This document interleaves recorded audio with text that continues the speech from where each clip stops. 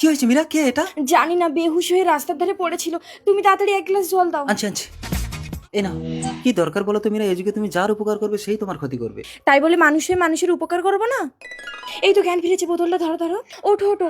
কে তুমি? এই অবস্থা কে করেছে তোমার? আমি কিছুই মনে করতে পারছি না। আচ্ছা ঠিক আছে, সুস্থ হয়ে গেছে, এবার ওকে ছেড়ে দাও। কি বলো? ও তো কিছুই মনে করতে পারছে না। ছেড়ে দিলে কোন দিকে চলে যাবে তার ঠিক আছে? এইভাবে কেটে গেল অনেক দিন। মীরা, দিদি বাপের বাড়ি গেছে। কি হলো? তুমি দরজা বন্ধ করছো কেন? রক্ত মাংস গড়া শরীর তো, তাই আর সহ্য করতে পারছি না গো। অপরাজিতা, তুমি ভুলে যাও না, তোমাকে রাস্তা থেকে তুলে এনে আমার স্ত্রী এই বাড়িতে জায়গা দিয়েছিল, আর তুমি তারই পিঠে ছুরি মারতে চাইছো? আমি তোমার বউ হয়ে তোমার ঘর করতে চাই। এই, তুমি এই মুহূর্তে বেরিয়ে যাও আমার ঘর থেকে। তুমি কিন্তু এটা ঠিক করলে না। ঠিক আছে, তোমার যা খুশি করার করে নিয়ে যাও। আমি চ্যালেঞ্জ করছি, আমি তোমার বউ হয়ে তোমার ঘর করব। বৌদি, বৌদি, কি হয়েছে ভোলা ঠাকুরপো? দাদাকে পুলিশে ধরে নিয়ে গেছে। কে কেস করেছে? তোমাদের বাড়িতে যে মেয়েটা থাকতো। ও মা গো, এ কি হলো আমার? স্যার স্যার, আমার স্বামীকে ছেড়ে দিন।